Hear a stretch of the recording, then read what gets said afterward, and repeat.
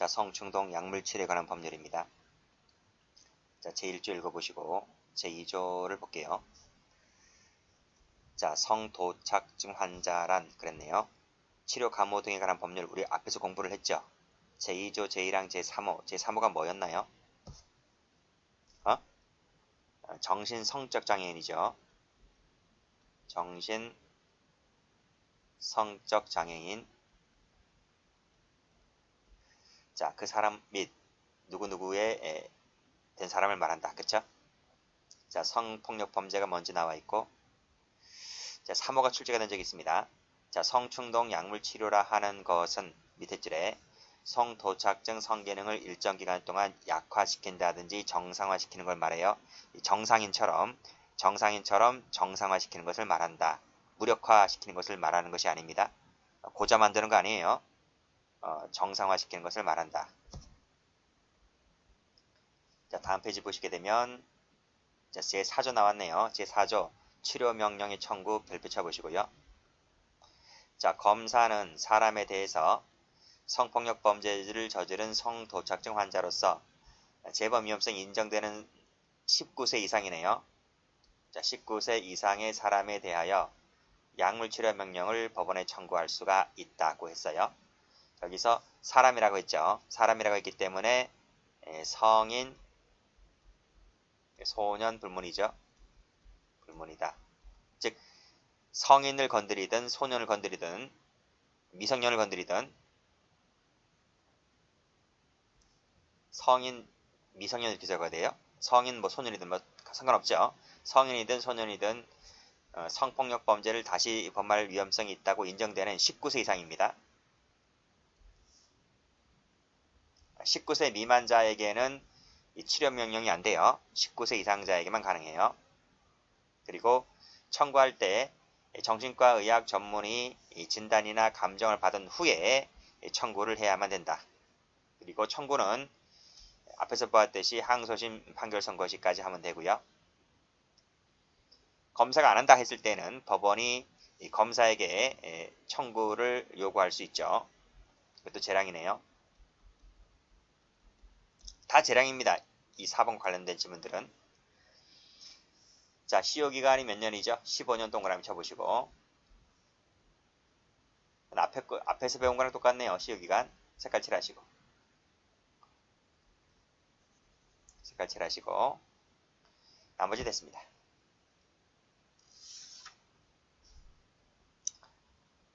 자, 역시 이것도 합의 관할이죠. 합의 관할. 발찌 차는 것도 마찬가지고, 발찌 차는 것도 합의부였고, 이 치료 명령하는 것도 합의부 관할입니다. 자, 8조 가볼까요? 8조. 8조인데, 요 1항이 좀 골때려요. 1항이. 원래 1항이 출제가 많이 됐어요. 이유가 있다고 인정할 때는 15년의 범위 안에서 기간을 정해서 판결로 치료 명령을 선고해야 한다 했는데, 이 조항이 헌법 불합치 결정을 받게 됩니다. 근데요, 보시면 이 법률 조항은 2017년 12월 31일까지 입법자가 계속할 때까지 적용한다 그랬잖아요. 만약에 그때까지 개정을 하지 아니하면 이 조항은 위헌 무효가 되는 거예요. 근데 아직까지 이게 개정이 안 됐어요. 개정이 안 됐다. 그래서 제가 다시 한번 찾아봤어요. 찾아봤는데 아직까지 이 조문 그대로가 있어요. 조문이 그대로 있다. 그대로 있다는 거예요. 그래서 요건 어떻게 해야 되나요? 헌접 판례가 나왔는데, 그래서 제 생각 같은 경우 조문은 그냥 있어요. 아직까지 조문은 그냥 있는데 없어진 건 아니고요. 그래서 개인적인 생각 같은 경우에는 헌법 불합치 결정이 났기 때문에 이것은 공부할 필요가 없는 것 같다는 거예요. 출제되면 안 돼요. 이런 판례가 있기 때문에 X에 두시고. 제가 이무릎 뺄 수는 없었습니다. 아직까지 조문이 남아 있었기 때문에요. 근데 강의할 때는 공부를 안 해도 된다는 것이죠. 그 다음에 치료기간 동안 보호관찰 받는 건 맞고요. 앞에서 발찌도 마찬가지였죠. 똑같이 그 기간 동안은 보호관찰을 받습니다. 기각사에 나왔네요. 1, 2, 3, 4를 묶어보시고 똑같죠. 이것도 이의 없다, 무죄, 면소, 공소기각 똑같고요. 그 다음에 벌금형도 똑같네요. 벌금형 똑같고, 그 다음에 집행유예 선고에 똑같고, 그리고 치료명령 판결은 판결과 선고 동시에 때립니다. 그리고 이것도 마찬가지로 유리하게 참작해서는 안 된다는 거죠. 전자발찌랑 유사한 것이 상당히 많죠. 다음 페이지. 자, 이거 보시라고. 2017년도에 12월 19일 날 이건 개정하면서, 이건 신설하면서 왜 이건 아직까지 안 했냐고요. 그러면 왜 이 조항은 왜 안 했냐고. 이런 판결도 있다는 걸 모르나?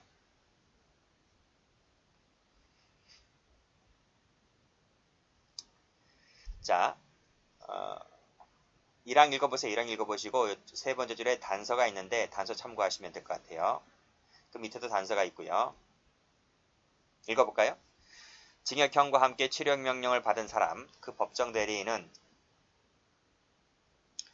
자, 관할하는 지방법원의 치료명령이 집행될 필요가 없을 정도로 개선되어서 다시 범할 위험성이 없음을 이유로 집행면제를 신청할 수가 있다.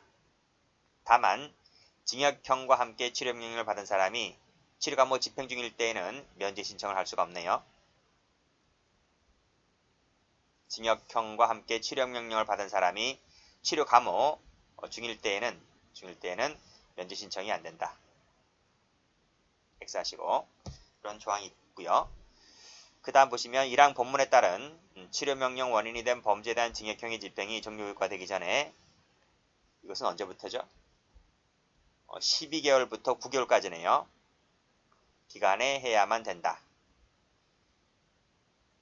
그럼 밑에 거 똑같죠? 단서 똑같네요. 그 다음에 사항을 가보시게 되면 1항 본문의 신청을 받은 경우에 징역형 집행이 종료되기 3개월 전까지 명령 집행 면제 여부를 법원은 결정해야 됩니다.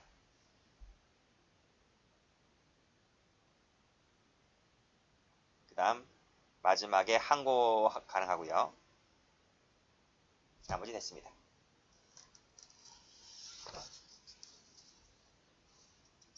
다 신설된 조문이죠.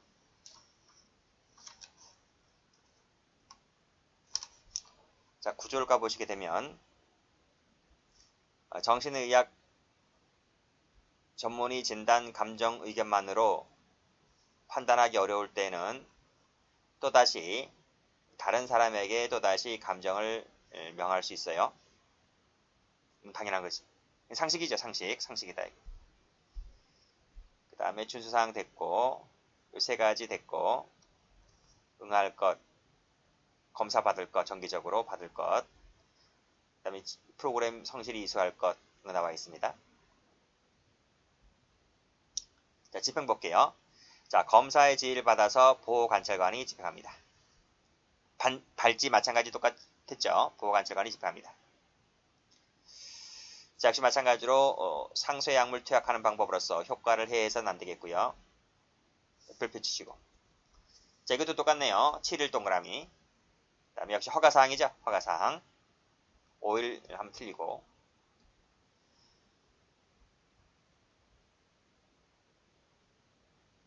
연장 나왔네. 연장. 세 번째 줄 끊고요. 종전 치료 기간을 합산입니다. 합산해서 15년 동그라미 초과할 수가 없다.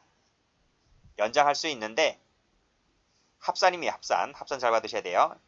이걸 뭐 제외하고 15년 하면 틀려요.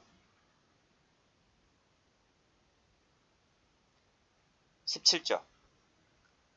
여기서 좀 그게 이제 17조부터 나오잖아요. 17조부터.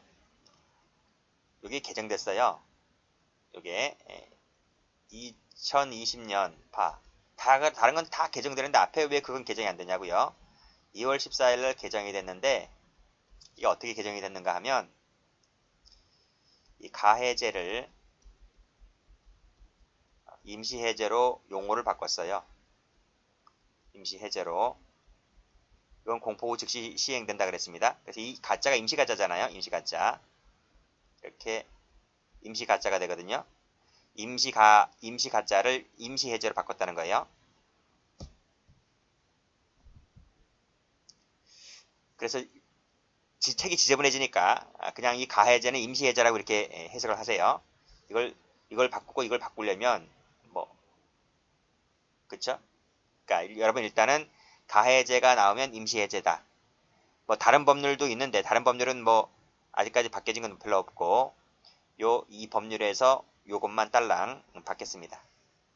자, 가해제 신청 볼게요. 자, 가해제를 신청할 수가 있다. 1항의 신청은 6개월 동그라미 6개월 동그라미 해야 된다. 그쵸? 밑에 기출문제 가보시면 1년 하면 틀려요. 자, 그 18조도 가해제를 전부 다 물어봐야 돼요. 임시해제로 보시면 돼요. 근데 이걸 일일이 하지 마시라고. 그냥 여러분이 알고 있으면 요것만 하나 알고 있으면 돼요. 그래서 18조 읽을 때에도 가해제는 임시해제로 보시면 돼요. 네, 됐습니다. 19조도 마찬가지고 20조도 마찬가지고 그쵸? 다 마찬가지. 자, 치료명령 시효는 체포함으로써 중단됩니다. 다음 페이지. 자, 4번 나왔죠? 성폭력 수용자에 대한 치료명령 청구. 자, 검사는 밑에 성폭력 수용자 중 성도착증 환자로서 성폭력 범죄를 다시 범할 위험성이 있다고 인정되고 약물 치료를 받는 것에 동의했을 때 안에서 치료명령을 청구할 수가 있다. 동의하지 않으면 안 된다는 얘기네요. 동의가 조건이네요.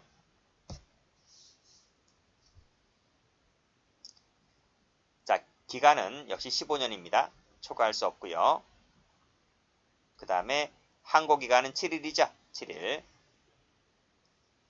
뭐 항고 사유는 뭐 형사법에서 배우니까 법령 위반, 중대한 사실로인, 처분이 현재 부당하다 인정될 때 고등법원에 항고할 수 있다. 그리고 재항고는 법령 위반만 된다. 당연하죠. 그 다음에 재항고 기간은 역시 7일이다. 항고 재항고는 집행정지 효력이 없다. 그리고 시설의 장은 석방되기 5일 전까지 그 장에게 통보해야 한다. 이것은 앞에서 배워준 거랑 똑같죠? 그렇죠? 10년이 지나면 시효가 완성된다. 항고 재항고는 형사법하고 똑같습니다.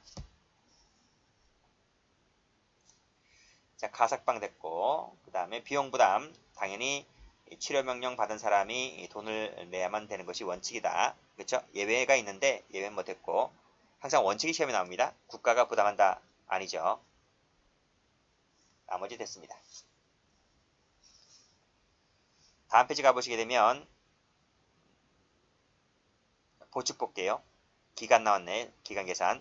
최초로 성호르몬 조절약물을 투여한 날부터 약물 투여한 날부터 그 다음 심리치료 프로그램 실시를 시작한 날로부터 계산한다. 출제된 적이 있었고 나머지 됐습니다. 다음 페이지 볼게요. 성폭력 처벌법 볼게요. 자, 19조 16조를 가보시게 되면 여기 사람 돼 있죠. 사람. 여기 사람이니까 성인, 소년 불문입니다. 그렇죠? 선고 유예할 때에는 1년 동안 보호관찰 받을 것을 명할 수가 있다. 형법도 똑같죠? 형법도 선고의 기간이 1년이었잖아요.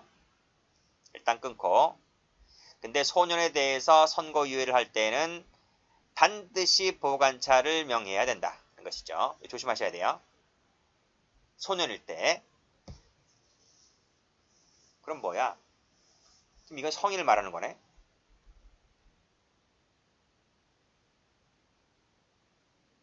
아니죠. 가만히 보면 성폭력 범죄를 범한 사람에 대해서 선고유예할 때에는 밑에 성폭력 범죄를 범한 소년에 대해서 선고유예할 때 맞네요. 사람은 성인을 말하네요. 여기는 할 수 있다. 임의적이죠. 소년은 필요적이고 그 다음 기간 알아두세요. 기간 500시간 범위 내에서 수강명령, 이수명령 병과해야 된다. 자, 수강명령 같은 경우에는 그 집행유예 기간 내에서 병과해야 되겠죠. 당연하지. 자, 이수명령은 벌금 이상형을 선고하거나 약식명 고지할 때 병과한다. 됐고요. 자, 집행유예 할 때는요. 수강명령 외에 보호관찰, 사회봉사 이건 형법에서 배운 거 똑같죠? 형법하고 똑같잖아요. 집행유예 같은 경우에는 수강명령, 보호관찰, 사회봉사 세 가지 다 가능합니다.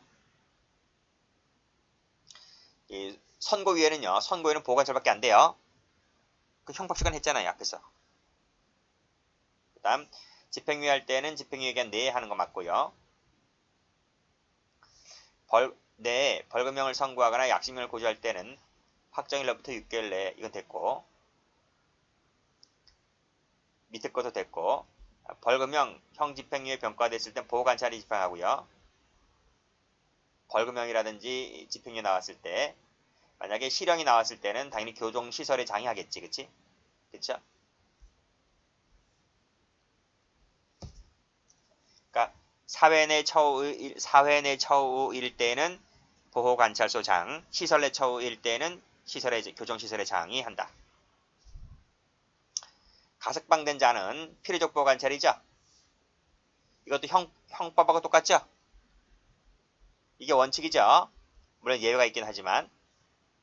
그래서 형법하고 상당히 유사한 것이 많아요. 그쵸?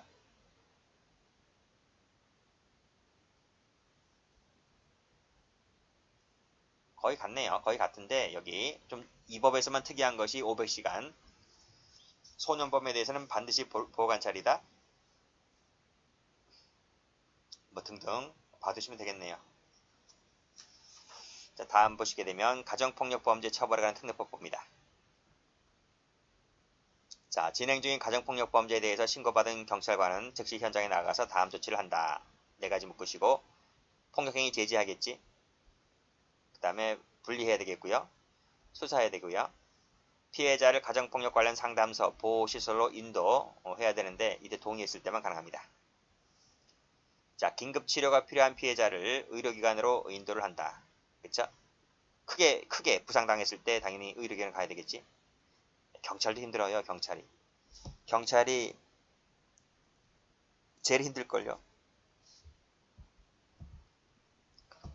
자, 폭력행위 재발할 때 임시조치를 신청할 수 있음을 통보를 해야 된다. 요 4가지 받으시는데 이건 아닙니다. 이 사법시험에 나온 적이 있었는데 피해자 주거 직장에서 100m 이내 접근 금지를 할 것. 경찰이 하는 게 아닙니다. 그렇죠? 사법경찰관이 하는 일 4가지 좀 받으시고. 자, 결정 볼게요. 1번부터 8번까지 묶어보시고. 판사는 필요하다고 인정할 때 다음 하나에 해당하는 처분을 할 수가 있다. 접근행위 제한, 전기통신을 이용해서 접근한 행위 제한, 친권행사 제한, 사회봉사 수강명령 보호관찰, 보호감호시설 감호위탁, 치료위탁, 상담위탁. 이걸 누가 한다고요? 판사가 한다. 판사가. 자, 기간 볼게요. 이거 체크하시고. 1호부터 3호, 5호부터 8호까지는 6개월을 초과할 수가 없으며 끊고 사회봉사 수강명령은 200시간입니다. 동그라미 쳐보시고. 이거 외워야 돼요. 이거 외워야 돼. 200시간. 그리고 앞에 거 가보시면 500시간.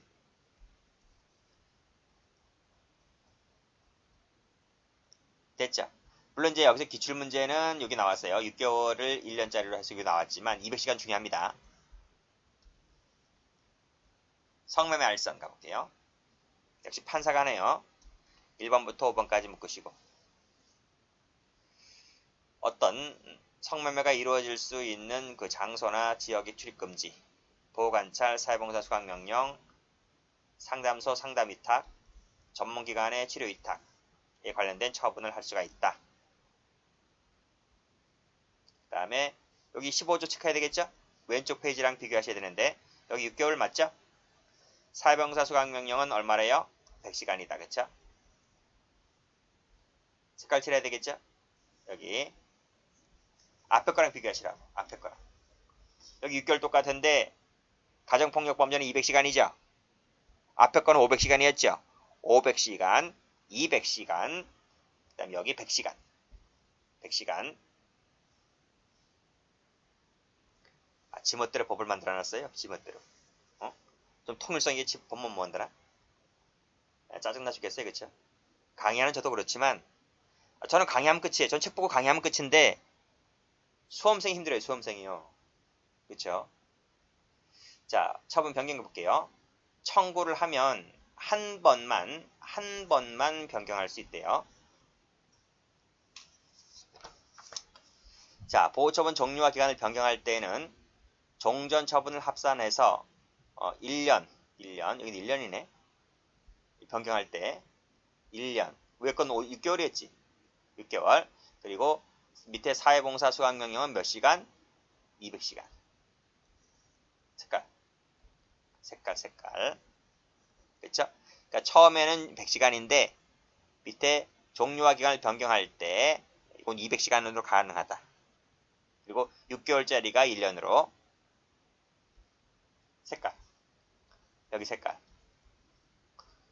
그리고 앞에 거 색깔. 6개월. 그쵸? 색깔 칠하시면 돼요. 그리고 여기 또 조심하셔야 돼요. 한 번밖에 안 돼요. 여기까지 합니다.